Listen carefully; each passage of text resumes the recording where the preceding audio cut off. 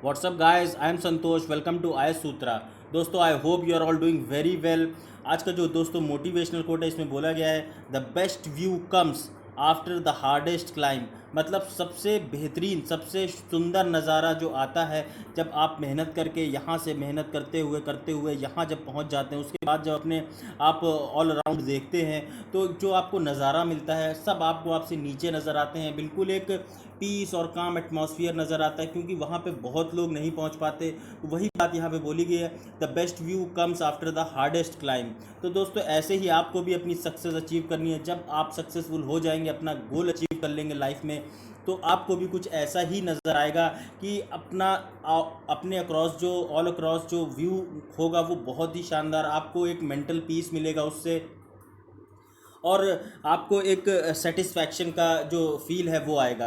तो दोस्तों ये था आज का मोटिवेशनल कोट। चलता हूँ पहली न्यूज़ की तरफ। यहाँ पे देख लीजिए कोरोना अपडेट। जो कोरोना के बारे में इस समय वर्ल्ड के अंदर 1,60,61,091 केस आ चुके हैं टोटल, जिसमें से 98,20,260 लोग पूरी तरह रिकवर हो गए हैं। और जो दुख भरी बात ये कि 6,44,997 लोग पूरी तरीके अब इसकी वजह से जान गंवा चुके हैं। तो ये एक इम्पॉर्टेंट न्यूज़ रहती है इसलिए क्योंकि आप समझिए, क्योंकि हर रोज़ जिस लेवल पे जिस नंबर से लोग रोज़ मर रहे हैं वो कहीं ना कहीं पूरे वर्ल्ड के लिए खतरे की घंटी है। अगर आप देखेंगे टॉप कंट्रीज़ की, तो टॉप पे USA, Brazil, India, Russia, south Africa बना हुआ है। इंडिया ने रिकॉर्ड तोड़ दिया, लगभग 46 से 50 हज़ार के बीच में रोज़ पर डे 24 आवर्स में केस निकल के आ रहे हैं। तो ये जो आंकड़ा है पर डे हर रोज़ इंडिया के लिए बढ़ता ही जा रहा है।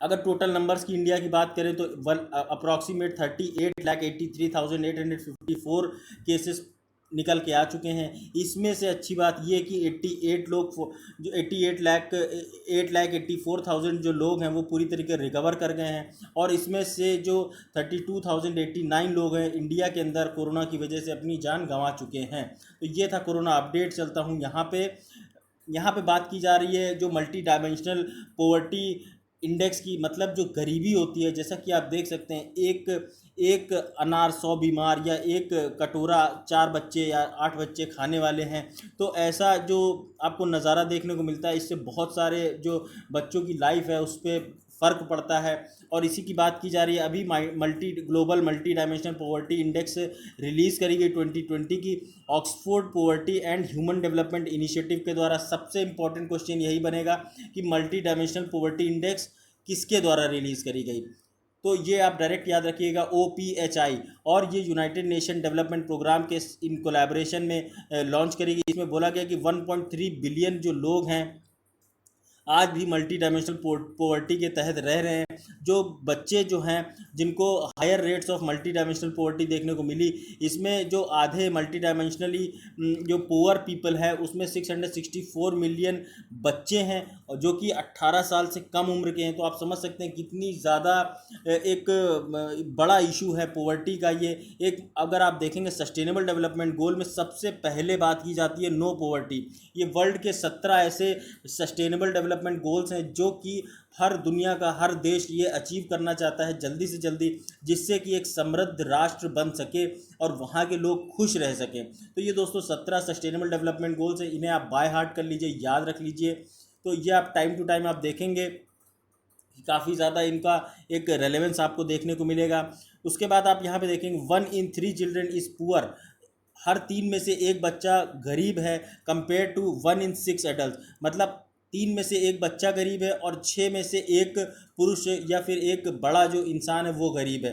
तो आप समझ सकते हैं गरीबी के बाद पोवर्टी, और पोवर्टी के बाद हंगर, ये सब ऐसी चीज़ें हैं जो सोसाइटी के हमारे ऐसे इश्यूज़ हैं जो कि हमेशा अनएड्रेस्ड रह जाते हैं। कोई भी राजनेता, कोई भी जो बड़ा अधिकारी वो इन सब चीज़ों पे काम नहीं करता, जबकि आज की डेट में ये सब बेसिक चीज़ें हैं जिनमें अगर हम काम करें तो कहीं ना कहीं अपने देश की इकॉनमी, अपने देश को एक अलग ही लेवल पे ले जाया जा सकता है। लेकिन बहुत कम लोग होते हैं जो एनजीओ से रिलेटेड, एनजीओ से जुड़े हुए जो इस पे काम करते हैं। आप देखेंगे लगभग 84% जो मल्टी डायमेंशनली पुअर लोग हैं वो सब सहारन अफ्रीका में रहते हैं। सब सहारन अफ्रीका जो अगर आप देखेंगे अफ्रीका वाला रीजन है, यहाँ पे इस रीजन में सबसे ज़्यादा आपको देखने को मिलेगा, क्योंकि यहाँ पे ना प्रॉपर डेमोक्रेसी है, ना प्रॉपर रिसोर्सेज हैं भी तो उनको एक्सप्लॉइट करने के लिए रिसोर्सेज नहीं है। तो इन सब कारणों की वजह से सबसे ज़्यादा पॉवर्टी देखने को मिलती है। उसके बाद आप देखेंगे साउथ एशिया में आता है, देखिए जो इंडिया हो गया, उसके बाद आपको पाकिस्तान, उसके अंदर बांग्लादेश, श्रीलंका, ये सब जो कंट्रीज़ हैं ये साउथ एशिया के आते हैं। इनमें भी बहुत ज़्यादा पॉवर्टी देखने को मिलती है। लगभग 530 मिलियन के आसपास लोग यहाँ पे मल्टी डायमेंशनल पॉवर्टी से ज़्यादा पीड़ित हैं। जो चार देश हैं जिन्होंने अपने जो मल्टी डायमेंशनल पॉवर्टी इंडेक्स की वैल्यू जो है वो कम करी है, आधी करी है, वो है इंडिया 2005-06 के बीच में करी थी, और 15-16 के बीच में नेशनली जो कर पाए हैं कि चिल्ड्रन जो बच्चे हैं उनको सबसे ज़्यादा कम कर पाए हैं, मल्टी डायमेंशनल पॉवर्टी से बाहर निकाल पाए हैं। तो ये कहीं ना कहीं आप अच्छी बात बोल सकते हैं इंडिया के लिए। उसके बाद अगर आप यहाँ पे थोड़ा सा देखें जो डायमेंशंस होती हैं पॉवर्टी की, सबसे पहले 3 डायमेंशंस आप देखिए, हेल्थ, एजुकेशन और लिविंग स्टैंडर्ड।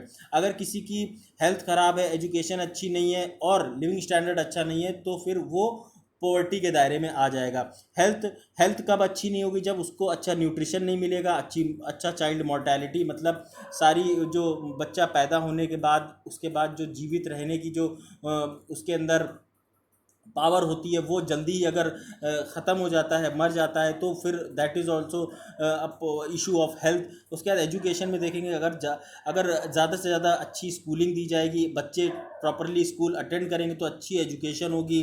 उसके बाद लिविंग स्टैंडर्ड के मामले में अगर आप देखेंगे तो कुकिंग जो फ्यूल होता है, उसके बाद sanitation, water, electricity, floor assets, ये सारी ऐसी चीज़ें हैं, ये अगर अच्छी होंगी तो कहीं ना कहीं पॉवर्टी में जाने से बच्चों को या फिर गरीब लोगों को बचाया जा सकेगा। इसीलिए सरकार इन बेसिक चीज़ों पे हमेशा काम करती हुई नज़र आती होगी। आपने देखा होगा इन सभी चीज़ों पे आपको एक एक स्कीम मिल जाएगी टाइम टू टाइम, जैसे कुकिंग फ्यूल के लिए उज्ज्वला योजना, न्यूट्रिशन के लिए प्रधानमंत्री जो आरोग्य सेतु, ये सारी जो अलग अलग आपको स्कीमें हैं, इस एजुकेशन के लिए सब स्कीम मिल जाती हैं, जिससे कि कहीं ना कहीं जो हमारे देश की एक बड़ी जो पॉपुलेशन है उसको बचाया जा सके पॉवर्टी की तरफ जाने से। लेकिन अभी पैंडमिक की वजह से आपने देखा बहुत ज़्यादा जो लोग हैं वो पुश हो गए हैं पॉवर्टी की तरफ, तो ये अपने आप में एक बहुत बड़ा इशू है। फिर यहाँ पे अगर आप देखेंगे तो यहाँ पे बात की जा रही नमामि गंगे की। यूनियन मिनिस्टर ऑफ पर्सनल ने अभी बोला है कि PM awards for excellence in public administration and web portal www.pmawards.gov.in के तहत जो पहले कुछ टाइम है उसमें ये देखा जाएगा कि क्या क्या डिस्ट्रिक्ट लेवल पे काम किया गया नमामि गंगे प्रोग्राम के लिए, या फिर क्या कौन सी स्कीमों को अच्छे से इम्प्लीमेंट किया गया, उन्होंने अच्छा परफॉर्म किया, या फिर डिस्ट्रिक्ट कलेक्टर्स के द्वारा अच्छा काम किया गया, या प्रॉपर इकोनॉमिक डेवलपमेंट किया गया, या फिर आप ये सारी देखेंगे जो नमामि गंगे के लिए जो अच्छा काम किया गया उसके लिए अवार्ड देने की यहाँ पे बात की जा रही है। नॉमिनेशंस जो होंगे वो 4 मेजर कैटेगरीज में होंगे। सबसे पहला डिस्ट्रिक्ट परफॉर्मेंस इंडिकेटर्स प्रोग्राम, दूसरा इनोवेशन जनरल कैटेगरी प्रोग्राम, उसके बाद एस्पिरेशनल डिस्ट्रिक्ट प्रोग्राम, और फिर है नमामि गंगे प्रोग्राम। जो भी अच्छा काम इसमें करेगा उसको अवार्ड्स दिए जाएंगे इसी बिहाफ पे। तो ये एक आप बोल सकते हैं अच्छा इनिशिएटिव है। इससे बेसिकली लोग इंस्पायर होंगे कि अच्छा काम करें, ज़्यादा से ज़्यादा गंगा सफाई पे काम कर सके या नदियों की सफाई में काम कर सके, और हमारी बायोडाइवर्सिटी, हमारे एनवायरनमेंट, हमारे क्लाइमेट चेंज जो है उसको कहीं ना कहीं सेफ रख सकें। चलता हूँ अगली न्यूज़ की तरफ। यहाँ पे बात की जा रही है एनवायरमेंटल इम्पैक्ट असेसमेंट की। आप देखेंगे अपोजिशन पार्टीज़ ने बोला है कि जो ड्राफ्ट बनाया गया है इन्वायरमेंट इम्पैक्ट असेसमेंट का 2020 के लिए, ये रिग्रेसिव है, और इसका रिग्रेसिव बेसिकली आप देखेंगे ये अप टू द मार्क नहीं है, क्योंकि 2006 वर्जन जो था उसको ये रिप्लेस करने जा रहा है। और इसमें आप देखेंगे इन्वायरमेंट प्रोटेक्शन एक्ट जो 1986 का है उसमें India notified it's first EIA norms in 1994, और इसमें आप देखेंगे जो legal framework for regulating activities है उसमें एक्सेस, यूटिलाइज और अफेक्ट, पोल्यूट नेचुरल रिसोर्सेज, इन सारे जो रीजंस हैं ये सारी चीज़ों को रेगुलेट करने की बात की जा रही है। Every development project has been required to go through EIA process for obtaining prior environmental clearance ever since. तो अब सबको ही जो एनवायरमेंटल क्लियरेंस लेने की बात करी जा रही है इसमें, इस सबके द्वारा इसे लेना ही पड़ेगा। 1994 का जो इन्वायरमेंटल इम्पैक्ट असेसमेंट नोटिफिकेशन है उसे रिप्लेस कर दिया गया है, मॉडिफाइड ड्राफ्ट जो 2006 में आया गया था। उसके बाद आप देखेंगे इस साल में जो गवर्नमेंट ने ड्राफ्ट किया है, एक जो पहले का जो ड्राफ्ट था उसी को एक तरीके से आप बोल सकते हैं इसको रीड्राफ्ट किया गया है, जिससे कि इनकॉर्पोरेट किया जा सके जो अमेंडमेंट्स किए गए हैं इस बीच, उन सारे अमेंडमेंट्स को इंक्लूड किया जा सके। और जो रेलेवेंट कोर्ट ऑर्डर, जैसे आप देखेंगे नेशनल ग्रीन ट्रिब्यूनल के द्वारा अलग अलग डिसीजंस दिए जाते हैं अलग अलग लेवल पे, तो उन सारी चीज़ों को अपने इस नए वाले इस रीड्राफ्ट में इंक्लूड किया जाएगा। उसके बाद आप देखेंगे जो 2006 का में इसे इशू किया गया था, जिससे कि EIA impact environmental impact assessment process को मोर ट्रांसपेरेंट और एक्सपीडियंट, मतलब प्रॉपर एक ट्रांसपेरेंसी के साथ इम्प्लीमेंट किया जा सके, जिससे कि इसके प्रॉपर फ्रूटफुल आउटकम्स देखने को मिले। और हमारे जो इंडस्ट्रीज़ हैं वो जो ह्यूज पोल्यूशन करती हैं वो कहीं ना कहीं पोल्यूशन कंट्रोल में आ सके। जो कोल आवंटन होता है वहाँ पे आप देखेंगे बहुत ज़्यादा एक प्रदूषण देखने को मिलता है।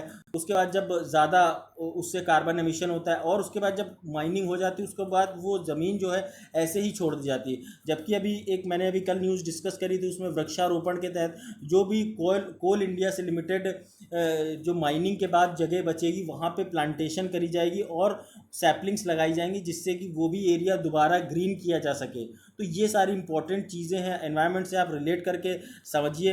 हर चीज़ याद नहीं कर सकते आप, लेकिन एटलीस्ट समझने की कोशिश ज़रूर करिए। यहाँ पे दोस्तों बात की जा रही है इंडिया और यूएस के बीच में जो एनर्जी टाई है उसके बारे में, आप देखिए यहाँ पे।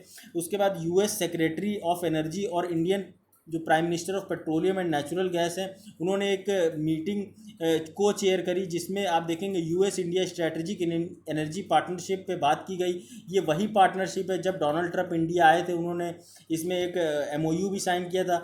इसमें आप देखेंगे MOU जो है इसमें बात की जा रही है कोऑपरेशन और strategic petroleum reserves cooperation. Strategic petroleum reserves क्या होते हैं, जहाँ पे भी आप देखेंगे, जैसे एक मिनट, ये देखिए स्ट्रैटेजिक जो रिजर्व्स होते हैं इंडिया के अंदर आप देखेंगे तो पहले से 3 ऑयल स्टोरेज कैपेसिटी रिजर्व मौजूद हैं पहले से, जैसे 1.33 mega million ton Visakhapatnam Andhra Pradesh, ये आप देख सकते हैं। उसके बाद 1.5 mega million ton Mangalore Karnataka के अंदर आप देख सकते हैं। उसके बाद आप देखिए जो 2.5 मेगा मिलियन टन पादुर के अंदर आपको देखने को मिलेगी, ये कर्नाटक के अंदर में।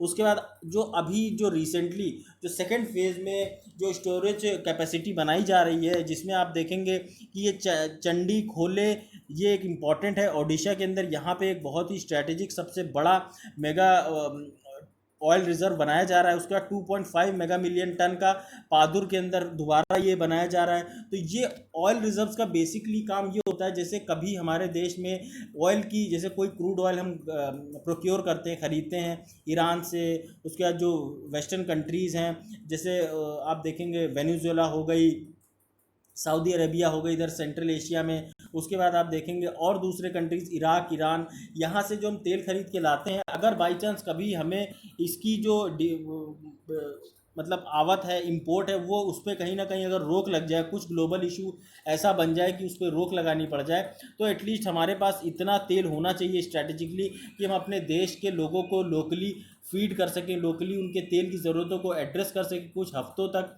तो इसीलिए ये बेसिकली जो ऑयल स्टोरेज कैपेसिटी है वो डेवलप करी जाती है, ये आप याद रख सकते हैं यहाँ पे। उसके बाद आप देखिए कि इंडिया जो स्टोरिंग ऑयल है वो यूएस स्ट्रैटेजिक पेट्रोलियम रिजर्व से बढ़ाने की बात की जा रही है। National strategic oil stock pile जो है उसे बढ़ाने की बात की जा रही है। USAID ने बोला है कि इंडिया के साथ पार्टनरशिप करेगा पावर सिस्टम कोऑपरेशन के द्वारा, और डेवलप करेगा इंडिया का नेशनल ओपन एक्सेस रजिस्ट्री, जिसे आप NOAR बोलते हैं। इसे लॉन्च किया गया public private hydrogen task force के तहत, और इससे हेल्प मिलेगी कि हम टेक्नोलॉजीज़ को प्रोड्यूस कर सकें, जिससे कि हाइड्रोजन को हम यूज़ कर सकें as a renewable source of energy instead of fossil fuel resources. तो दोस्तों हाइड्रोजन को अगर हम एज एन एनर्जी यूज़ करेंगे तो उसके बाई प्रोडक्ट क्या होते हैं। हाइड्रोजन का बाई प्रोडक्ट होता है जल के वाटर निकलेगा, तो इससे कोई पोल्यूशन तो फैलता नहीं है। तो ये कहीं ना कहीं एक बहुत अच्छा स्टेप होगा, जिससे कि आप देखेंगे कि हमारे जो पोल्यूशन है लेवल्स वो काफ़ी ज़्यादा नीचे आते हुए नजर आएंगे। साथ ही साथ जो एयर पोल्यूशन है वो घटेगा, जो साउंड पोल्यूशन है, उसके बाद जो आप देखेंगे सॉइल पोल्यूशन और जो कई तरीके के पोल्यूशन होते हैं वो सभी घटते हुए नजर आएंगे। ये बहुत ही शानदार स्टेप आप बोल सकते हैं। उसके बाद इंडिया ने एक MOU साइन किया गया था, जिससे कि आप देखेंगे फर्स्ट एवर सोलर डेकैथलॉन 2021 के अंदर US डिपार्टमेंट ऑफ कॉमर्स ने लॉन्च किया था energy industry working group of for India under Asia EDGE initiative to facilitate private sector connections. Private sector में कनेक्शंस की बात की जा रही है। Idea for US India energy cooperation, इसमें जो आपको देखने को मिलेगा इनोवेटिव और डिसरप्टिव टेक्नोलॉजीज़ का यूज़ देखने को मिलेगा। और अनाउंस किया गया कि रिसर्च करी जाएगी ट्रांसफॉर्मेशनल पावर जनरेशन के लिए based on super critical carbon dioxide power cycles and advanced coal technologies for power generation and hydrogen production. दोस्तों ये सारी कवायद अगर मैं आपको बताऊं क्यों करी जा रही है, तो हमारे एनवायरनमेंट को क्लीन रखने के लिए की जा रही है। दूसरा, जो भी हमारी एनर्जी नीड्स है उसको कहीं ना कहीं एड्रेस करने के लिए ये सारी चीज़ें अमेरिका और इंडिया के बीच में पार्टनरशिप टाइम टू टाइम होती हुई नज़र आती है, आपने देखा ही होगा। ये स्ट्रैटेजिक रिजर्व्स के बारे में मैंने आपको बताया। उसके बाद यहाँ पे जो आज का क्वेश्चन है ये है आर्म्स एंड वुमेन। एक लंबी लड़ाई के बाद महिला अधिकारियों ने भारतीय सेना में लिंग बाधा को दूर किया। महिला अधिकारियों को अब मिल सकता है स्थायी आयोग यानी कि परमानेंट कमीशन। अगर आप देखेंगे after a long battle women officers overcome the gender barrier in Indian army, women officers can now get permanent commission in army. Defence ministry ने ऐसा बोला है कि अब वुमेन को भी परमानेंट कमीशन में इंक्लूड किया जाएगा। इसी बारे में आपको डिस्कस करना है।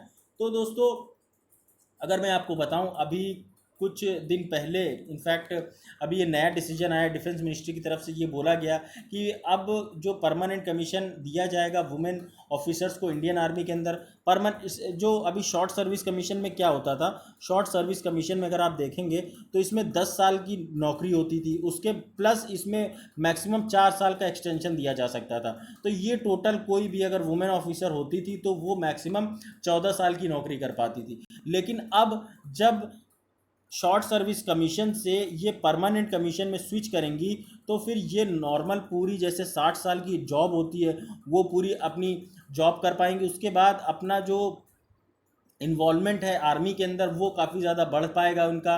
अपना ये जो मतलब आप देखेंगे बॉर्डर एरियाज़ है वहाँ पे इनकी तैनाती देखने को मिलेगी, क्योंकि सुप्रीम कोर्ट ने बोला है कि किसी भी तरीके से महिलाओं को कम आंकने की ज़रूरत नहीं है। क्योंकि महिला को आप कम कैसे आंक सकते हैं? जो महिला एक देश को जज दे रही है, जो महिला एक देश के एक सिपाही दे रही है, जो महिला एक बच्चे को पैदा करके एक नया जीवन दे रही है, उस महिला को आप कम एनर्जी या कम वीक कैसे बोल सकते हैं? ऐसा सुप्रीम कोर्ट ने बोला था, जिस वजह से ये एक बहुत ही शानदार, it is a milestone for women in army, जो कि एक बहुत ही डिसाइसिव स्टेप है। अभी बोला गया कि जेंडर जो स्टीरियोटाइप है इससे ब्रेक करने में जो एक इसके अंदर आप बोल लीजिए एक तरीके से खोल में रह रही थी अभी महिलाएं, ये तोड़ के अब ये बाहर निकलेंगी और अलग अलग जो बॉर्डर में पोस्टिंग्स है वहाँ पे इनकी पोस्टिंग नज़र आएगी।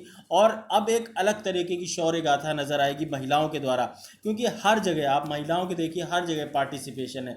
लेट इट बी कि आर्मी, उसके बाद आप एडमिनिस्ट्रेशन में देखिए, उसके बाद आप राजनीति में देखिए, उसके बाद आप कहीं पे भी इकोनॉमी की फील्ड में, केमिस्ट्री, हर जगह वो डोमिनेट कर रही हैं। तो यही बात यहाँ पे बोली जा रही है कि उन्हें अब इक्वल अपॉर्चुनिटी हर जगह प्रोवाइड करने की ज़रूरत हो, फिर वो कोई भी लेवल क्यों ना हो। उसके बाद आप देखेंगे ये बहुत पुराने समय से इस पर चर्चा करी जा रही थी। गवर्नमेंट ने पहले बोला था ऐसा कि दिल्ली हाई कोर्ट में ऐसा 10 साल पहले कि उनको परमिशन दी जानी चाहिए, लेकिन जब सुप्रीम कोर्ट ने बोल दिया कि ये जो लिटिगेंट्स थे वो अगेंस्ट हैं, कि वो जो गवर्नमेंट के व्यूज़ हैं वो, क्योंकि गवर्नमेंट नहीं चाहती थी कि वुमेन को बॉर्डर्स पे डिप्लॉय किया जाए, उनको पूरा परमानेंट सर्विस कमीशन दिया जाए। तो ये सारी वजहें थी जिस वजह से जो वुमेन एम्पावरमेंट कहीं ना कहीं नहीं होता हुआ नज़र आ रहा था। जो प्रॉब्लम थी वो सबसे बड़ी थी कि इसमें जो 54 पेज का जो जजमेंट आया उसमें सुप्रीम कोर्ट ने बोला है कि वुमेन ऑफिसर जो इंडियन आर्मी की हैं उनको पूरी डिग्निटी के साथ पूरे उनको फोर्स में इंक्लूड किया जाएगा और उनकी पूरी सेवाएं ली जाएंगी। उसके बाद अगर आप देखेंगे कि ये टाइम सही है जब वुमेन्स की जो पावर है उसको रियलाइज़ करा जा सके, वुमेन ऑफिसर्स को आर्मी के अंदर इंक्लूड किया जाए और उनको किसी भी तरीके से कम ना आंका जाए। और आप ये समझिए कि कैसे जो सुप्रीम कोर्ट के तरफ से जो हमारे ऑडिटर जनरल हैं उन्होंने ये बात बोली, कि सॉलिसिटर जनरल, सॉरी, उन्होंने बोली कि वो अटॉर्नी जनरल ने बात बोली कि हमारे देश की जो महिलाएं हैं वो अभी शारीरिक तौर पे इतनी विकसित नहीं है कि वो बॉर्डर पे जा सकें, बॉर्डर पे लड़ाई कर सकें, क्योंकि वहाँ पे काफ़ी ज़्यादा क्रिटिकलिटीज़ होती हैं। वहाँ ना प्रॉपर रहने की सुविधा होती है, ना प्रॉपर खाने की सुविधा होती है, ना प्रॉपर एक एडजस्टमेंट होता है, वहाँ पे वो बहुत ज़्यादा प्रॉब्लमेटिक होता है, जिस वजह से वुमेन को सबसे ज़्यादा प्रॉब्लम होगी। और यही कारण है कि जब ये डिसीजन आया तो इसी के साथ आर्मी में एक होल इंफ्रास्ट्रक्चर को क्रिएट करने की ज़रूरत है, होलिस्टिक इंफ्रास्ट्रक्चर क्रिएट करने की ज़रूरत है, जिससे कि महिलाओं की हाइजीन के लिए, उनकी हेल्थ के लिए, उनके लिए एक प्रॉपर वॉशरूम हो गया, उनके लिए प्रॉपर एक चेंजिंग रूम हो गया, उनके लिए प्रॉपर जो भी फैसिलिटीज़ है वो प्रोवाइड करने की ज़रूरत है, जिससे कि वो वॉर फ्रंट में कहीं भी किसी भी तरीके से कम ना पड़ सकें और दुश्मन को हरा सकें।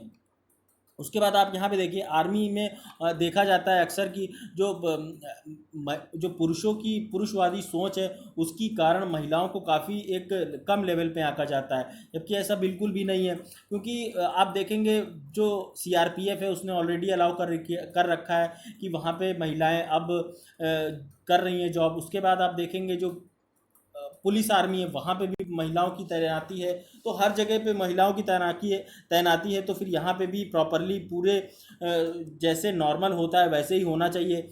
फिर आप यहाँ पे देखिए जो उन्होंने अपने काफ़ी ज़्यादा अच्छे एग्जाम्पल सेट किए हैं, जैसे कि आप देखेंगे रानी लक्ष्मीबाई, जो झांसी की रानी जिन्हें बोला जाता है, वहाँ पे उन्होंने बहुत ही बहुत सारी वुमेन को इंस्पायर किया है अपने टाइम पे। 1857 की जो क्रांति हुई थी उसके अंदर, उसके बाद जो स्क्वाड्रन लीडर अभी हाल फिलहाल जो आपने देखा होगा मिंटी अग्रवाल, जिन्होंने इंडियन एयरफोर्स में अभी इंडियन एयरफोर्स की जो एक स्क्वाड्रन थी जिसमें आपके ये अभिनंदन वर्धमान थे, उनमें गाइडेड, उनको एक तरीके उनकी गाइडेड टीम में ये कमांडर थी, और वहाँ पे उन्होंने बालाकोट स्ट्राइक में अच्छे से पार्टिसिपेट किया और दुश्मनों को काफ़ी अच्छे से धूल चटाई, आप ये बोल सकते हैं। तो जब इस लेवल पे एक महिला, एक लड़की काम कर रही है तो उन्हें क्यों नहीं ऑफिसर बनाना चाहिए पूरे टाइम के लिए परमानेंट कमीशन देके। आप देखिए आयरनी ये है कि हमारे देश में लगभग 40,885 ऑफिसर्स हैं और इसमें से सिर्फ 1653 महिला ऑफिसर्स हैं। तो ऐसे जब भी आपको कोई क्वेश्चन वुमेन एम्पावरमेंट से रिलेटेड मिले, सोसाइटी से रिलेटेड इश्यूज़ मिले, तो वहाँ पे अगर डायरेक्ट आप ऐसे डेटा को कोट करेंगे तो आपकी जो समझ है वो एग्जामिनर समझ जाएगा कि काफ़ी आपको डेप्थ में नॉलेज है। तो काफ़ी ज़्यादा ऐसे आपको डेटा को थोड़ा सा कहीं पे कोट करके रखिए, कहीं पे नोट डाउन करके रखिए, जिससे कि टाइम टू टाइम आप उसे रिवाइज करें और जब ज़रूरत पड़े कोट कर सकें। आप देखिए जो ओवरऑल परसेंटेज ऑफ वुमेन देखा जाएगा ऑल लेवल्स पे आर्म्ड फोर्सेज में, तो उसे काफ़ी ज़्यादा बढ़ाने की ज़रूरत है, जिससे कि एक रिग्रेसिव जो चेंज लाया जा सके, रिग्रेसिव माइंडसेट के खिलाफ। अभी सोसाइटी के अंदर अभी देखेंगे जो जेंडर सेंसिटाइजेशन वो आज भी बहुत ज़्यादा प्रेवलेंट है। हमारे देश में पुरुषवादी सोच है, पुरुषवादी सत्ता को अभी भी बढ़ावा दिया जाता है। अभी भी हमारे देश का जो सेक्स रेशियो है वो काफ़ी, अगर आप देखेंगे मेन के कंपैरिजन में, तो आपको 998 या 980 ये अंडर, मतलब 1000 में से इतने इतने पुरुष होते हैं और इतनी महिलाएं, मतलब महिलाओं की जो जनसंख्या है वो है तो 50%, लेकिन 50% से हमेशा थोड़ी सी कम ही नज़र आती है, जिस वजह से कई बार आपको देखने को मिलेंगे और दूसरे इश्यूज वो कभी बाद में डिस्कस करूँगा। आप देखेंगे जैसे जो आर्मी है, आर्मी में जो यूएस और इज़राइल जैसे देश हैं, ये अपने देश में वुमेन को एक बहुत ही अच्छे लेवल पे प्रमोट करते हैं और उनको प्रॉपरली एक्टिव कॉम्बैट करने देते हैं, एक्टिवली पार्टिसिपेट करने देते हैं आर्मी में। हर उस जगह जहाँ पे एक प्रॉपरली किसी पुरुष को या फिर किसी मैन को पोस्टिंग जिसे दी जाती है, वैसे ही महिलाओं को भी पोस्टिंग दी जाती है। आप देखेंगे सुप्रीम कोर्ट ने बोला कि फोर्सफुली कि गवर्नमेंट को वुमेन के रोल में कोई भी मतलब ऐसा इशू नहीं देखना चाहिए गवर्नमेंट की तरफ से कि वो उनको इंक्लूसिवनेस ना दे, मतलब एक होलिस्टिक उनको इम्प्रूवमेंट वहाँ पे ज़रूरत है, होलिस्टिक उनको उनके डिप्लॉयमेंट करे, उनको प्रॉपर फैसिलिटीज़ दे, उनके लिए प्रॉपर एक इंफ्रास्ट्रक्चर क्रिएट करे आर्मी, जिससे कि वो हर नॉर्मल जैसे एक क्रच फैसिलिटी, जैसे आप बोलेंगे जैसे मान लीजिए डिलीवरी के टाइम पे जैसे बच्चा होने के बाद छुट्टियां और छुट्टियों के बाद जो बच्चे को पालने के लिए एक क्रच फैसिलिटी होती है, वो सारी चीज़ें प्रोवाइड करना। तो ये सारी चीज़ें जो आने वाले टाइम में एक ऐसा इंफ्रास्ट्रक्चर क्रिएट करने की ज़रूरत है जिससे कि जब बॉर्डर फ्रंट्स हो वहाँ पे कहीं ना कहीं ये सारी फैसिलिटीज़ प्रोवाइड कराई जा सके, जिससे कि महिला को कोई भी प्रॉब्लम ना हो किसी दुश्मन से लड़ाई करने में। तो यही सब बात बोली कि जेंडर बैरियर को काफ़ी ज़्यादा कम करने की ज़रूरत है और इनइक्विटी की ज़रूरत है और सबको बराबरी का अधिकार मिलना चाहिए। फिर irrespective of the religion, irrespective of caste, irrespective of gender, ये बात बोली जा रही है। और जो दूसरा बोला जा रहा है कि साइकोलॉजिकल लिमिटेशंस कोई भी नहीं रखी जानी चाहिए वुमेन ऑफिसर्स के लिए, उनको प्रॉपर इक्वल अपॉर्चुनिटी प्रोवाइड करी जानी चाहिए। फेब में सुप्रीम कोर्ट ने बोला था कि अभी जो ग्रांट किया गया है permanent commission to women in short service commission, इससे कहीं ना कहीं वुमेन को काफ़ी ज़्यादा एक उनका मोरल बूस्ट होगा, उनको कॉन्फिडेंस मिलेगा और वो हर उस जगह पे उनको डिप्लॉय किया जाएगा जहाँ पे एक नॉर्मल मैन को डिप्लॉय किया जाता है। तो आप ये चीज़ एक मोटा आइडिया से रख सकते हैं कि वुमेन को कैसे एक नए लेवल पे अच्छी दिशा में एक सार्थक कदम सरकार के द्वारा उठाया गया है, जिससे कि आप देखेंगे जब हमारी गृह मंत्री जो टॉप लेवल पोस्ट है वो निर्मला सीतारमण जो पहले रह चुकी हैं रक्षा मंत्री हमारी, वो रह सकती हैं जो टॉप लेवल पे, तो वुमेन ऑफिसर भी उनको पूरा हक है हमारे देश की आम जनता, आम महिला को, कि वो भी वुमेन हो के वो सारी वो फैसिलिटीज़ अवेल करे जो एक पुरुष अवेल करता है आर्मी में रह के। तो ये सारी चीज़ें थी, आप इससे इंपॉर्टेंट चीज़ें को नोट डाउन कर सकते हैं और कभी आगे फ्यूचर में कोट कर सकते हैं अपने आंसर राइटिंग में। यहाँ पे बात की जा रही है तीना वन मिशन, ये GS3 का एक इम्पॉर्टेंट टॉपिक है साइंस एंड टेक्नोलॉजी का। अभी चाइना ने लॉन्च किया है ये मिशन, जिसमें कि अर्थ से मार्स के बीच का एक अलाइनमेंट यूज़ करके ये इस मिशन को लॉन्च किया गया मार्स के लिए। आप देखेंगे इसमें एक ऑर्बिटर है जिसका वेट 240 kg है। उसके बाद इसमें बहुत सारे कैमराज लगाए गए हैं, सब सरफेस रडार्स लगाए गए हैं, स्पेक्ट्रोमीटर लगाए गए हैं, मैग्नेटोमीटर और जो एटमॉस्फेरिक सेंसर्स लगाए गए हैं, जिससे कि वहाँ का जो एटमॉस्फेयर है, वहाँ का जो टेम्परेचर है, वहाँ का जो पूरा ओवरऑल सिस्टम है, ह्यूमिडिटी लेवल या मॉइस्चर लेवल, ये सारी चीज़ों को रिकॉर्ड कर सके अच्छे से। हाई रेजोल्यूशन कैमराज से काफ़ी ज़्यादा हेल्प मिलेगी कि वहाँ पे प्रॉपरली कैसे सूटेबल साइट ढूंढी जा सके वहाँ पे लैंड करने के लिए। जैसा कि आपने देखा होगा यूटोपिया प्लांटिना रीजन में ढूंढा गया था चाइना के द्वारा।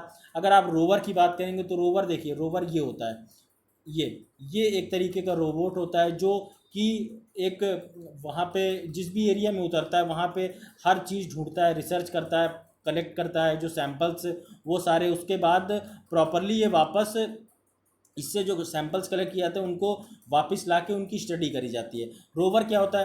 रोवर एक ऐसा होता है, जैसा मैंने अभी आपको बताया, मल्टी स्पेक्ट्रल इसमें कैमरा लगा होता है, टेरेन कैमरा लगा होता है। उसके बाद मार्स रोवर में आप देखेंगे जो सब सरफेस एक्सप्लोरेशन रडार लगा होता है, मार्स सरफेस कॉम्पोजिशन डिटेक्टर लगा होता है, मार्स मैग्नेटिक फील्ड डिटेक्टर लगा होता है, मार्स मीट्रोलॉजी मॉनिटर लगा होता है। तो ये सारी हेल्प से, ये एक आर्टिफिशियल इंटेलिजेंस की हेल्प से ये अपने आप काम करता है, सोलर एनर्जी का यूज़ करके अपनी एनर्जी लेता है। तो ये सारी चीज़ें उससे काफ़ी ज़्यादा हेल्प मिलेगी कि हम जो एक स्टडी कर सके थिकनेस और सब लेयर डिस्ट्रीब्यूशन जो मार्स की जो सॉइल है वहाँ पे। उसके बाद आप देखेंगे जो परसिवरेंस रोवर है, ये एक USA का, United states of America, NASA का एक रोवर है जो कि बोला जा रहा है कि ये मार्स में टच डाउन करेगा, मार्स में उतरेगा 2021 के अंदर।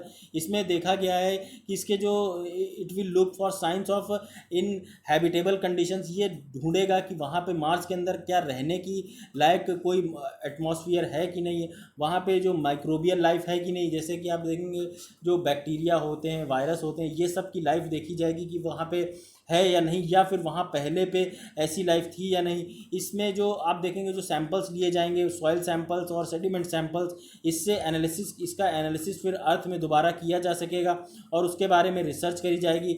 इससे बेसिकली नई जो नई नई नई टेक्नोलॉजीज़ है उनका यूज़ किया जा सकेगा। और उसके बाद आप देखेंगे जो इसमें पहला एक हेलीकॉप्टर चलाया जाएगा, जिससे कि वहाँ पे प्रॉपर ये एक डिमार्केशन किया जा सके कौन सा एरिया ज़्यादा मुफीद है रिसर्च करने के लिए, या फिर कौन से एरिया से सैंपल्स कलेक्ट करने, और एक ओवरऑल होलिस्टिक स्टडी करी जाएगी।